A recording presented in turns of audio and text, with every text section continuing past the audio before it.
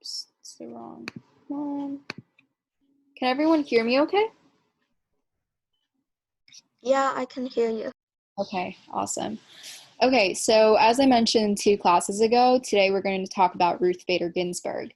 So she died fairly recently, and I think it's important to talk about her because with election season coming up, I think one of the most important things to talk about is what's going to happen in the Supreme Court. Obviously, during election season in November, for those of you like parents who can vote, they'll be voting in the first week of November.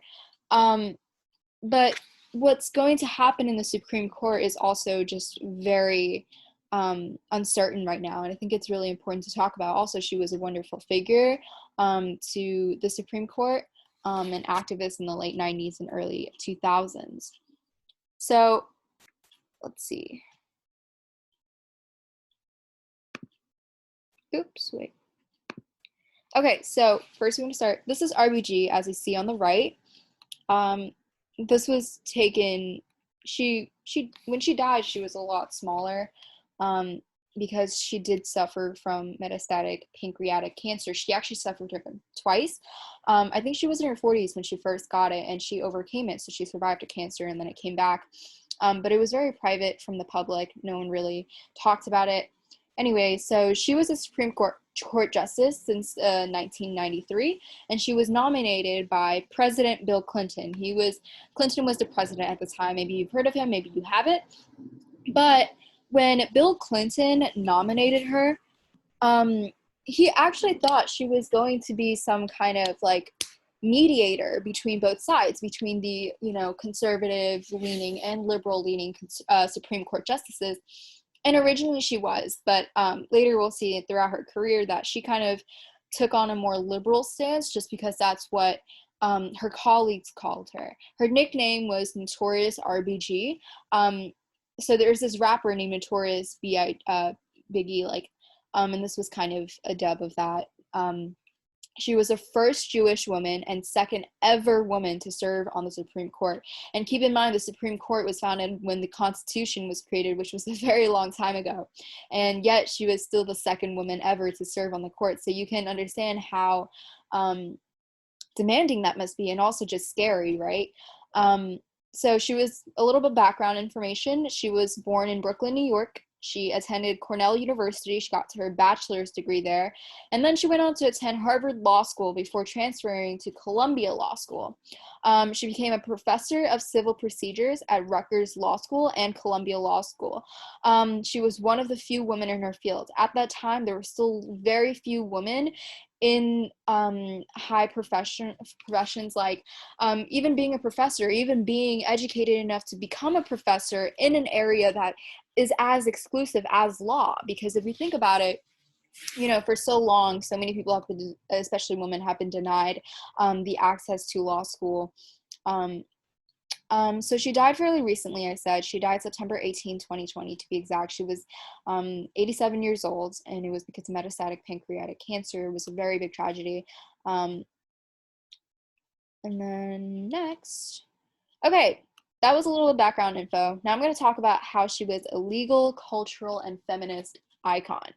So as I said before, Bill Clinton nominated her as some sort of mediator, right? Because she seemed like she was pretty moderate in terms of where she stood politically.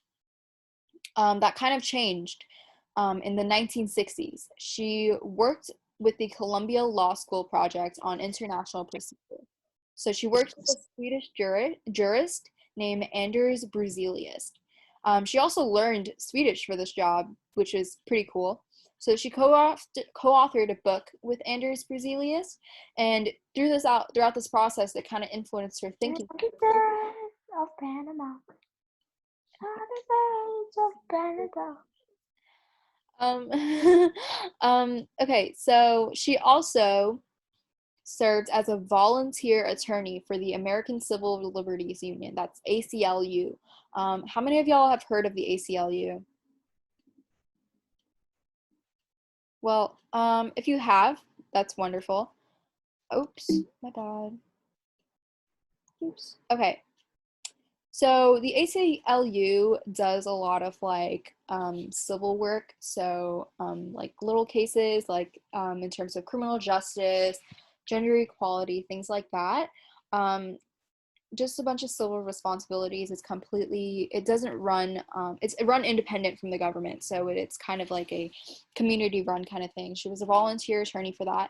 And then between 2006 and 2009, between the retirement and one justice, and I think, yeah, she served as the only female justice on the Supreme Court. So this isn't written into the US Constitution officially, but it's always been kind of like a unspoken rule of law that there be a total of 9 Supreme Court justices.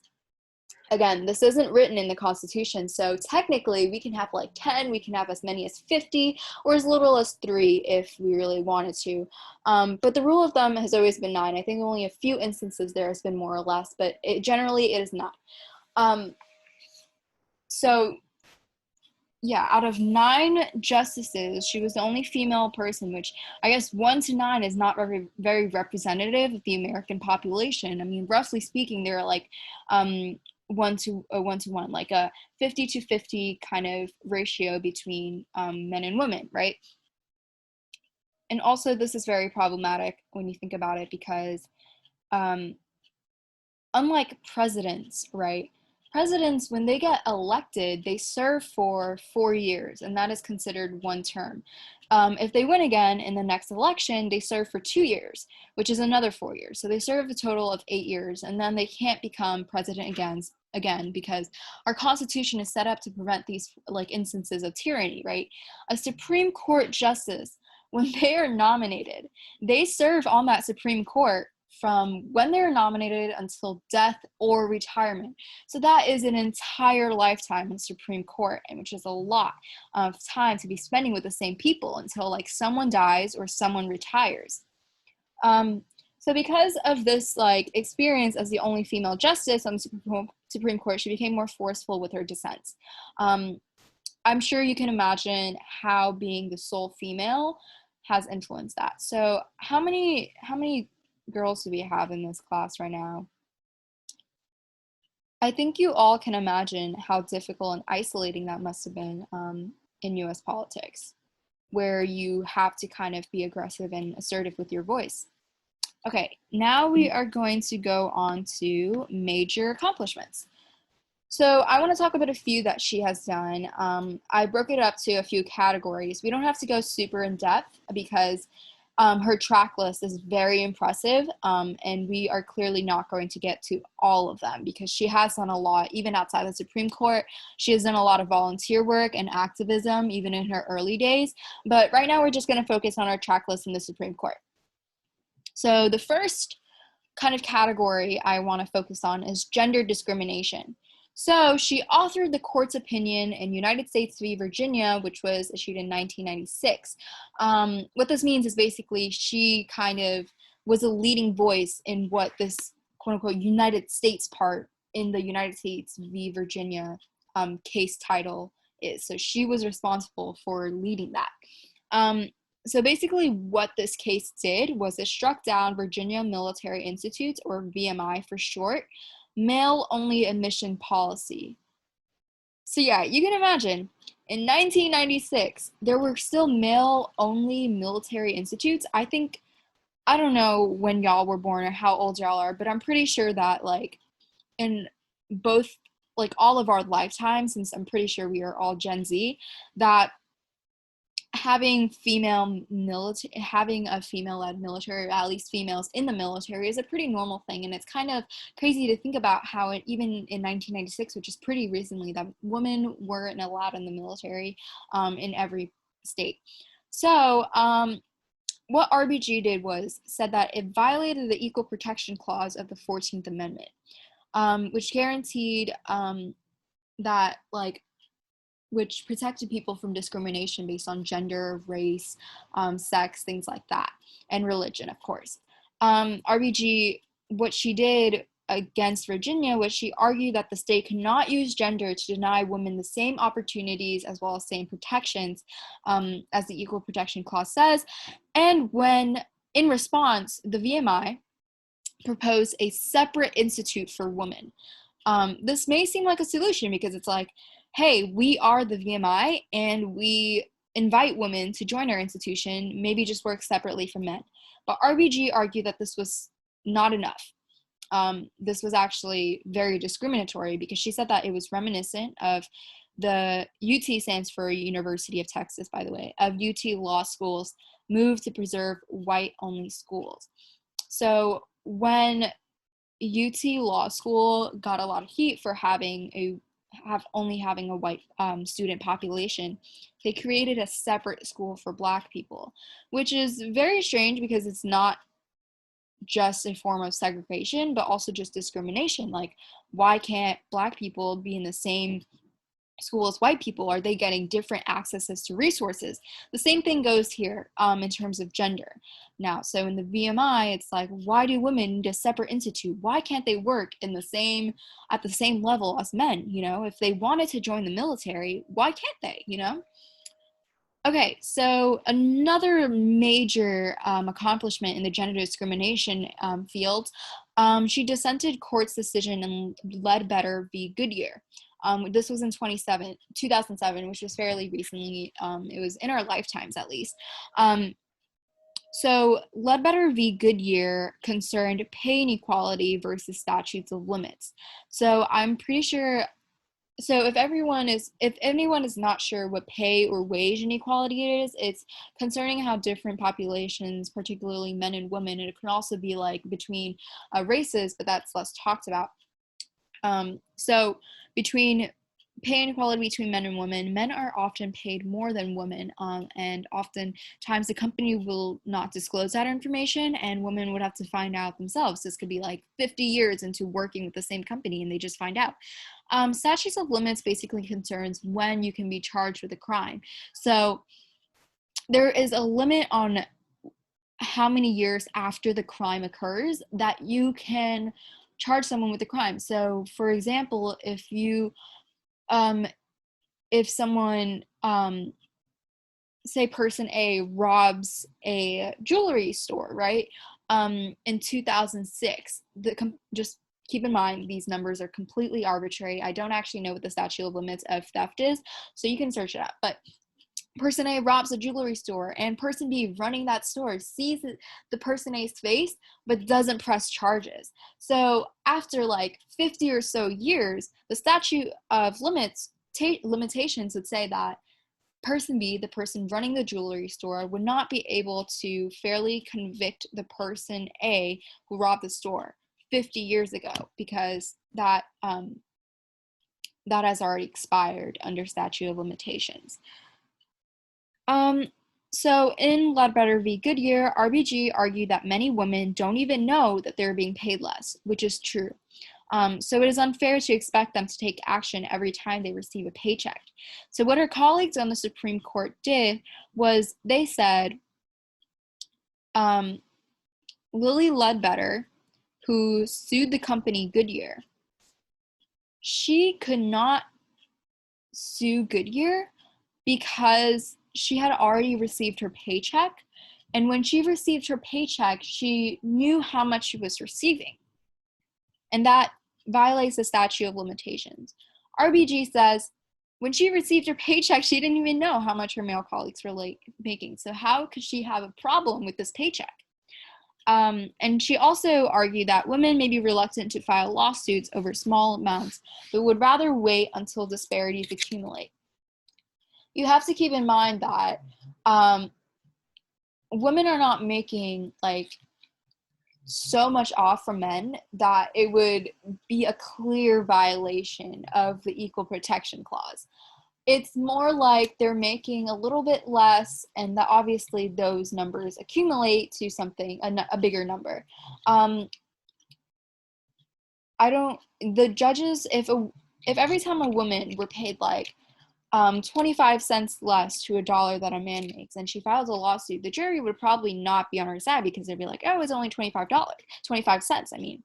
But if she allowed that to accumulate to thousands over like years, she will be able to sue the company because it's a reasonable amount to sue for.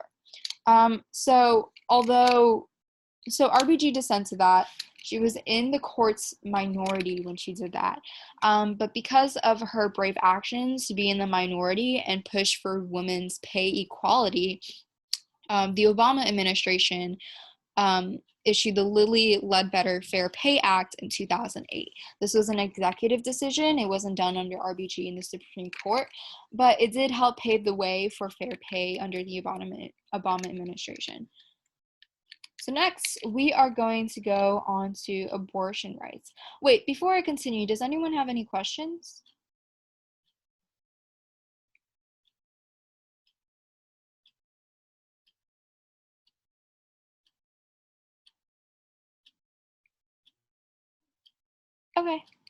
Okay, so now we're going to go on to abortion rights.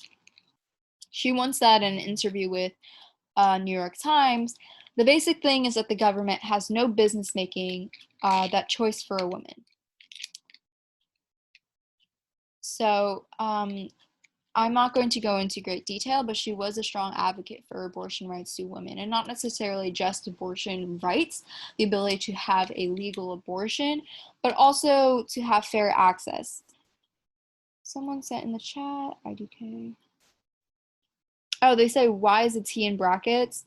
So when you're quoting something and you don't want to quote the beginning part of a sentence, some people use ... So you can say, like, if you're quoting from the middle of a sentence, ... and he said. This is part of a sentence, you can use dots, or you can say, and he said. This looks very wonky, but yeah, it does look cooler. So those two things I sent are essentially the same in the chat. Does anyone have any more questions?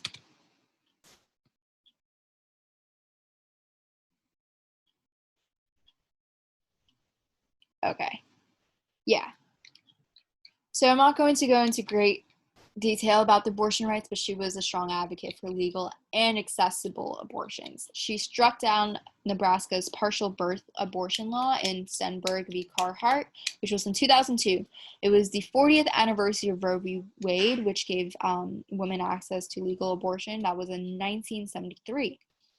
And she dissented Gonzalez v. Carhart in 2007, and she struck down Whole Women's Health v. Hellerstedt in 2016 to prevent Texas from regulating abortion providers that reduced access. She also made accomplishments in the fields of search and seizure. So there was a lot more that she did, but these are two examples. There's Herring v. United States in 2009 that you can do more research on, and there's also Safford Unified School District v. Reading, which was in 2009. She didn't necessarily have a decision on this case because it didn't involve the Supreme Court directly. It didn't make it to the Supreme Court, but she did influence the colleagues in other district courts because this was the Safford School District. She argued that it violated the Fourth Amendment after a school stripped and searched a 13-year-old female student. You can imagine why that may be very problematic because you have adult school officials who literally stripped a 13-year-old female student. And RBG was just like, hey, that's not allowed. Like, this has never been done on a 13-year-old before. Like, maybe this is fun in airports, like on adults, but not a 13-year-old at a school. It kind of concerns the question of whether or not to what extent a school can practice the law.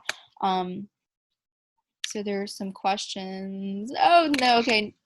That's weird. What? I can't tell if, like, what is a question or not. But yeah, that's that's cute. All right. So what now? She's died almost about a month ago, September 18th.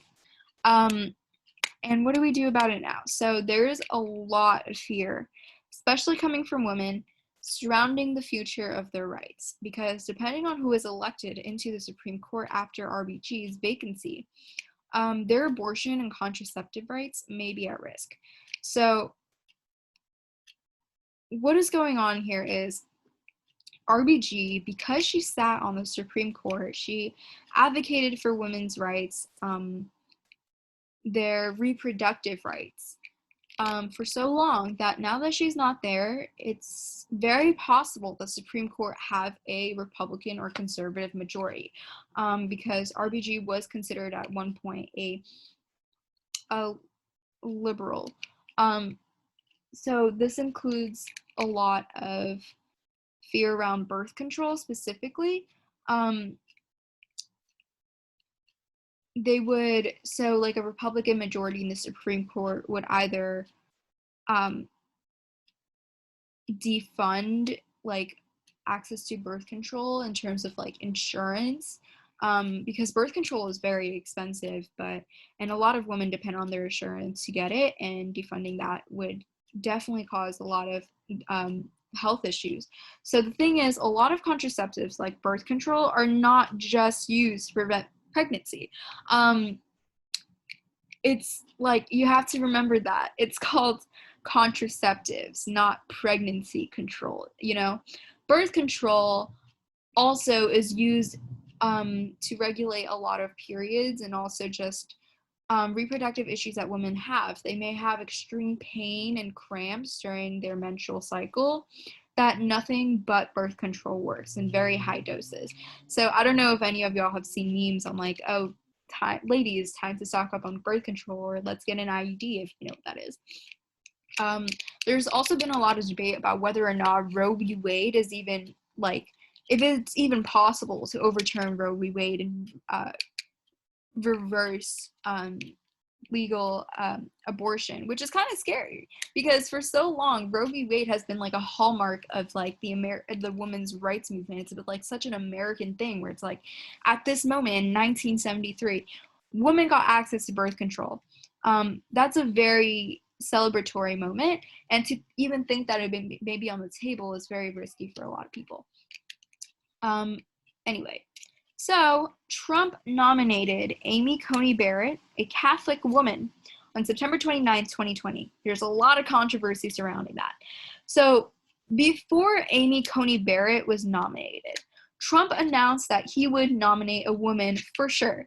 No one knew what woman he would nominate, whether it be like a liberal or a conservative, although I highly doubt it would, like everyone doubted that it would be a liberal. But before Trump even announced that, there was also talk about Mitch McConnell running for Supreme Court Justice. And Mitch McConnell is a very conservative man. He's very much against abortion rights. But when Amy Coney Barrett was nominated, he officially made a statement to the public that he would support that nomination. So he decided not to run for Supreme Court Justice after that. Okay, so why is this very controversial? During the Obama administrations, Republicans blocked Obama from nominating a new justice during a vacancy because it was during an election year. Meanwhile, we are now closer to an election than Obama was in 2016. So what this means is, in 2016, a justice retired, so there was one more spot on the Supreme Court. And I mean that in very vague terms, because of course there is like not a set number of justices that can be on the Supreme Court. What I'm saying is there were 8 out of 9 Supreme Court justices at the moment in 2016. And since Obama was president, it states in our Constitution that if there ever be a seat open, a vacancy on the Supreme Court, the executive branch is supposed to nominate someone for that seat. And that was Obama. He was president at the time, and it was his job to nominate. But because it was so close to an election year, Republicans in the Senate said that it is not allowed. He should not be able to nominate a justice. Obviously, there were strategic reasons to this. It was because they didn't want another Democrat on the Supreme Court to influence decisions for the next, 50 or so years. Because remember, Supreme Court justices don't, serve for 4 years. They serve for their entire lifetime. So it has to be worth it for the Republican agenda. But at the time, the reason they gave was that it was way too close to an election year, and it was way too risky. It would prevent people from voting in the real election or in the presidential election, things like that. And there are actually videos circulating online. You can definitely find it. I can even post it onto the Google Classroom after this class of Republicans saying, hold me to my word. If there is a Republican president in like 2017, or which is this term in 2020 Trump, he will not be allowed to nominate a new justice during an election year. So a lot of people are saying that Trump nominating Amy Coney Barrett in September, which is literally like less than 2 months, maybe like a month and a few weeks away from the election, is very hypocritical on the Republicans' part. So next, it was also RBG's literal dying wish to not be replaced until the next election. So before she died, she asked, I think it was her stepdaughter, like, please do not allow me to be replaced on the Supreme Court until the next election. And also, Amy Coney Barrett has, as a Catholic woman, she has written about her inability to keep her Catholic beliefs out of her professional career. And people doubt her ability to do so now in the Supreme Court. So her Catholic beliefs in terms of her political career includes strong beliefs that abortion should be illegal and being in conservative groups, encouraging women to follow a traditional household model with the man as the head of the household. So Republicans have argued that Barrett's Catholic beliefs will not interfere with her politics. But the problem is there is physical proof of her saying that she literally cannot control her Catholic beliefs.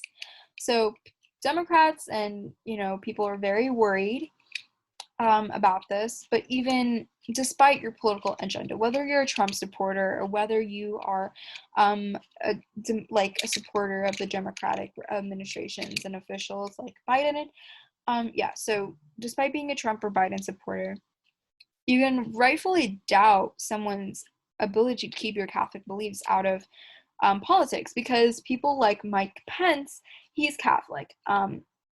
He has kept it out of his political career. Joe Biden is Catholic, and that is also kept out of his political career. So this is the end of the slideshow. Next, we are going to read a little article on Amy Coney Barrett.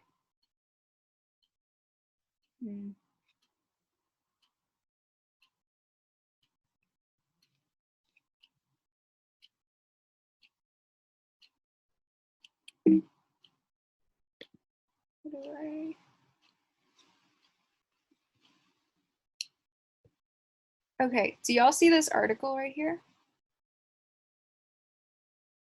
Yes. Yes. Great. So what is going on here is since the nomination of Amy Coney Barrett, since Trump announced that he was going to nominate this woman, Amy Coney Barrett, the media has taken like a lot of steps to uncover a lot about her, as they would, for the sake of opinion journalism, right? So there was like some belief that she was in some kind of conservative group. And so literally a day ago, October 6th, the Washington Post confirmed this. So the title is Amy Coney Barrett served as a handmaid in Christian group People of Praise. All right. Does anyone want to start reading these 3 paragraphs? Sure. Go for it. While Supreme Court nominee Amy Coney Barrett has faced questions about how her Catholic faith might influence her jurisprudence, she has not spoken publicly about her involvement in People of Praise, a small Christian group founded in the 1970s and based in South Bend, Indiana. Barrett, a federal appellate judge, has disclosed serving on the board of a network of private Christian schools affiliated with the group. The organization, however, has declined to confirm that she is a member. In recent years, it removed from its website editions of People of Praise magazine. First those that included her name and photograph, and then all archives of the magazine itself. Barrett has had an active role in the organization, as have her parents, according to documents and interviews that help fill out a picture of her involvement with a group that keeps its teachings and gatherings private. Thank you. Okay, so here it just explains what the group does, People of Praises. Okay.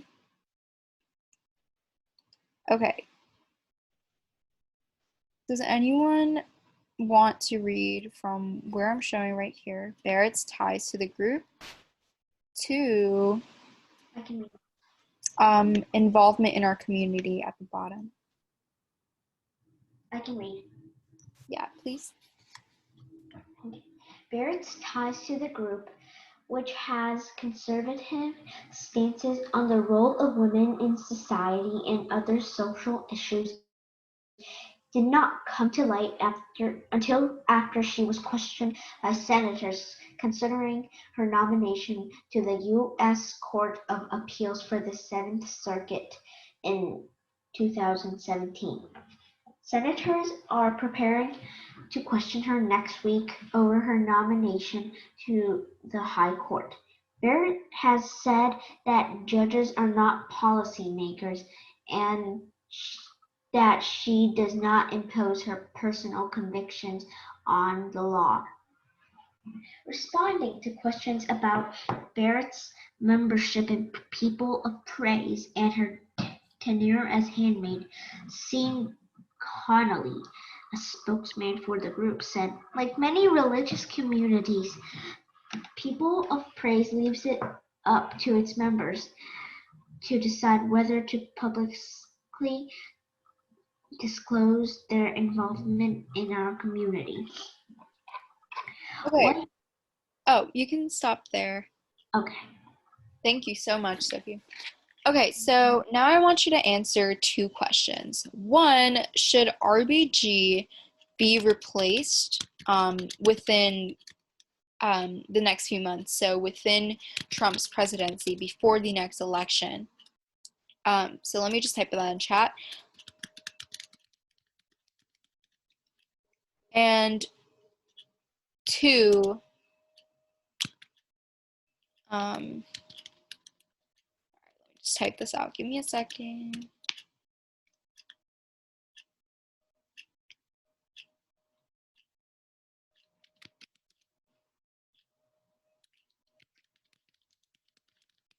To what extent should the public doubt Barrett's Catholic beliefs?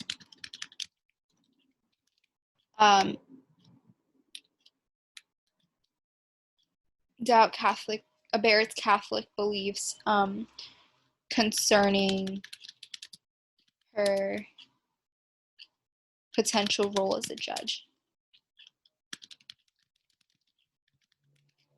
Or let me say, should the public doubt Barrett's, or doubt the influence of Barrett's Catholic beliefs?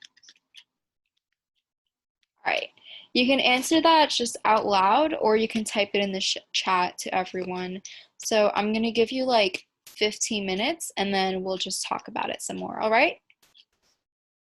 I have a question. Yeah, sure. So why is it necessarily bad, or like, I guess, yeah, kind of bad if, her views, like she has Catholic influence on her views? Okay, so the U.S. Constitution says that we obviously, like, we cannot discriminate against other people's religion. So if someone were like a Muslim and running for like president, no one would be able to say like, hey, you're a Muslim, so you can't do that. That's not what it is. And in this case, she's Catholic. So no one is saying, hey, you're a Catholic, so we don't want you as a judge. Like, no one is saying like, oh, we just don't like Catholics. The problem is that in a government, there is a clear separation of state and the church. This has been a struggle over history for a really long time where, either the state is super powerful and the church feels like they don't have enough power.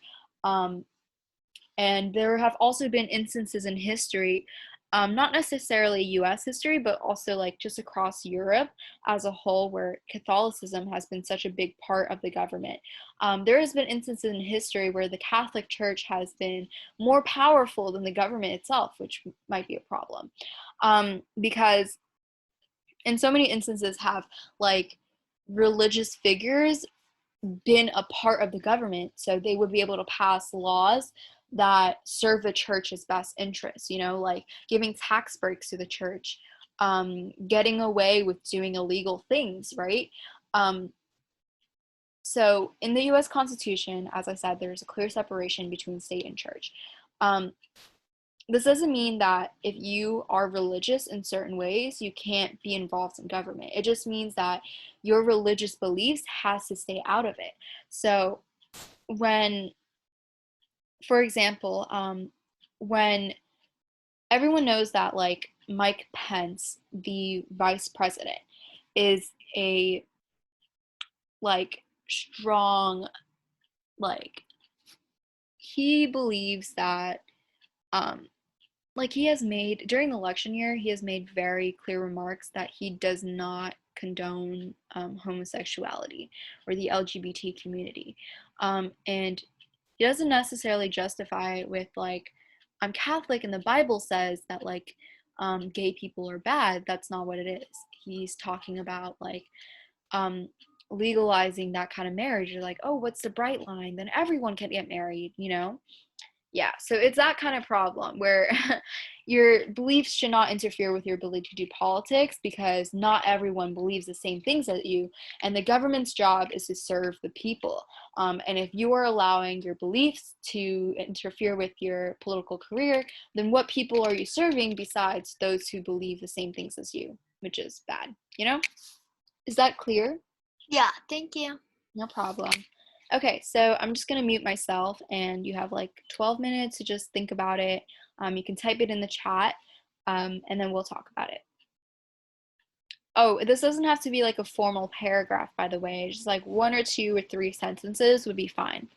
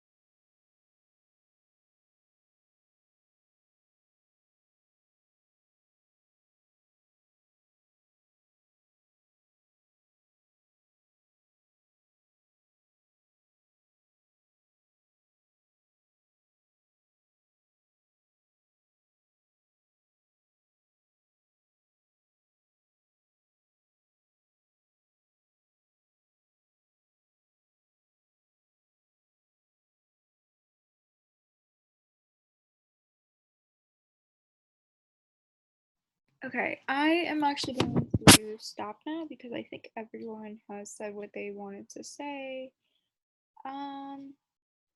If you're still typing, just send it in the chat. I'll go to the first one. So the first answer I got was from David, who says, to the first question, no, because RBG's dying wish was not to be replaced until the next election.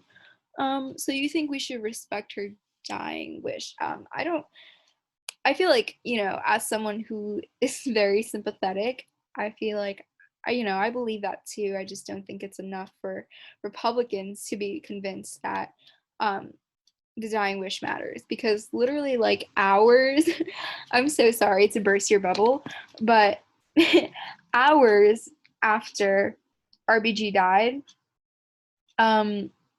there were people who stepped out and said, yeah, I am running to be like the next Supreme Court justice. Like literally hours. Okay, so who is like this? The name says a space. Like, who is that? Like, what can I call you? Like, it's just a blank name. Or you know what? Okay, if it's like anonymous, then okay. So this anonymous person, they say they don't think RBG should be replaced before the next election because the Republicans did that to the Democrats. Plus, if Trump wins, he should still be able to replace RBG. Yeah, I think that's a very smart point. Like, if he gets the next presidency, then sure, he deserves to replace RBG, like it's written in the Constitution. But yeah, this what Republicans said in 2016 can be applied here with the Democrats. Like, there is no reason why they couldn't do it like 4 years ago and can do it now. I get that. Okay, so Sophie says, no, because that was her dying wish, and I don't think it would be right to not follow a great leader's desires. Yeah, I definitely agree. It's very sad to me that her like literal dying wish is being ignored. Um, but I think there definitely is some kind of distinction. I think you'll learn this as y'all get older, that like a lot of politics is like about the performance. There is the government that, the goal is to serve the people, but there's also this entire distinct field of the government of politics that I think is very different from government itself. I think politics is like this performance of, what you want the public to believe, like what you think best shows the public, like this, like it's like a campaign all the time. Like, if you think about it, politicians' jobs are to fabricate most of what they say to convince the public that they are serving them. If you're a Democrat, you're going to do things like, I don't know, like if you were Nancy Pelosi, you would put on like a traditional African scarf and kneel for a few minutes to show your solidarity with Black Americans at the hands of who have been facing police brutality. You know, as you can see, it's very performative, and I don't think that following a great leader's desires to not be replaced really has a goal in government, sadly.